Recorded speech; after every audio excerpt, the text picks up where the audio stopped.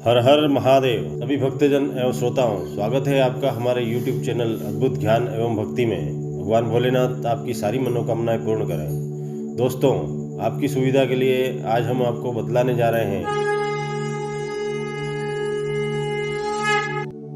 महाशिवरात्रि व्रत कथा। भगवान शिव को अति प्रिय रात्रि को शिवरात्रि कहा जाता है। शिवरात्रि को भगवान शिव की अर्चना, पूजा और जागरण ही इस व्रत की विशेषता है। इस रात्रि में शिव अभिषेक के विधान का विशेष महत्व है।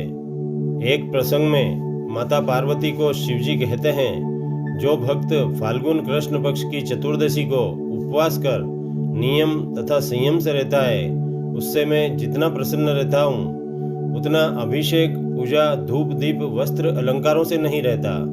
धर्मशास्त्रों के अनुसार भगवान शिव इसी रात्रि को करोड़ों सूर्यों की प्रभा के समान प्रचंड तेजस्वी लिंग के रूप में प्रकट हुए थे। ज्योतिष शास्त्र के अनुसार फाल्गुन कृष्ण चतुर्दशी तिथि में चंद्रमा सूर्य के अति समीप होता है। इस समय देवादिदेव महादेव की पूजा अर्चना, अभिषेक करने से अभिष्ट की प्राप्ति अवश्य होती है। महाशिवरात्रि का पर्व महादेव के निराकार से साकार रूप में दिव्य अवतरण का मंगल काल है। इस काल में महादेव की भक्ति मनुष्य मात्र को काम, क्रोध, लोभ, मोह, आलस्य, निंद्रा, प्रमाद आदि विकारों से मुक्त कर परम सुख, शांति और ऐश्वर्य प्रदान करती है। शिवरात्रि के दिन चारों प्रहर की पूजा, अभिषेक और मंत्र जाप का विशेष विधान है। इस संबंध में कथा है कि पज्ञ कल्प के प्रारंभ में भगवान ब्रह्मा जी जब संपूर्ण सृष्टि की रचना कर चुके तो एक दिन वे घूमते हुए क्षीर सागर पहुँचे।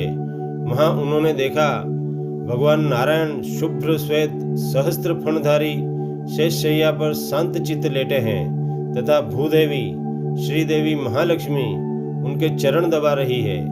गरुड़, नंद, सुनंद, पार्षद, गंधर्व, किन्नर, देव आदि विनम्र होकर हाथ जोड़े खड़े हैं। यह देखकर ब्रह्मा को अति आश्चर्य हुआ।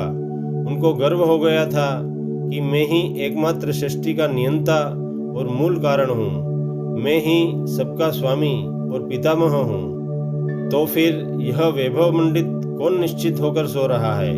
श्री नारायण को अविचल शयन करते देखकर उन्हें क्रोध आ गया। ब्रह्मा जी ने नारायण के समीप जाकर कहा, तुम कौन हो? उठो, देखो, मैं तुम्हारा स्वामी, तुम्हारा पिता हूँ। इस पर शेषशाही विष्णु ने केवल दृष्टि उठाई और मंद मंद मुस्कुराते हुए बोले, वत्स, तुम्हारा कल्याण हो, आओ इस आसन पर बैठो। यह सुनकर ब्रह्मा जी अति क्रोधित होकर बोले, मैं तुम्हारा रक्षक और जगत का पितामह हूँ, मेरा तुम्हें सम्मान करना चाहिए। यह सुनकर नारायण मुस्कुराते हुए बोले, संपूर्ण जगत मुझ में स्थित है, तुम उसे अपना क्यों कहते हो? तुम स्वयं मेरे नाभि कमल से उत्पन्न हुए हो, अतः तुम मेरे पुत्र हो। मैं सृष्टा और मैं स्वामी। यह कहते हुए दोनों में प्रचंड विवाद होने लगा। ब्रह्मा जी ने पशुपत और विष्णु जी ने महेश्वर नामक अस्त्र उठा लिए। दसों दिशाएं उन दिव्य अस्त्रों के तेज से जलने लगी। चहुं ओर हाहाकार हो गया। यह देखकर सभी देवगण भागते हुए कैलाश पर्वत पर भगवान विश्वनाथ शिव के पास पहुंचे और अंतर्यामी शिव की स्तुति करने लगे। अंतर्ध्यानी शिव सब समझ गए।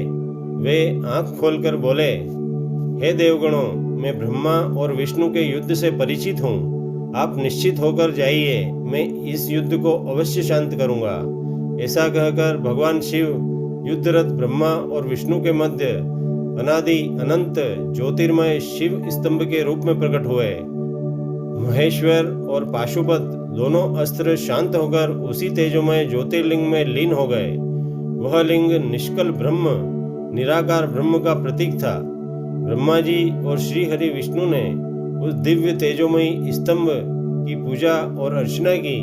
उस दिन फाल्गुन कृष्ण चतुर्दशी तिथि थी।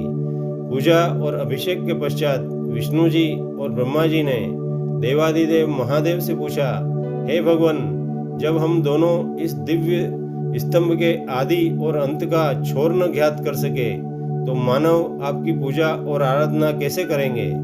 इस पर महादेव 12 ज्योतिर्लिंग में विभक्त हो गए।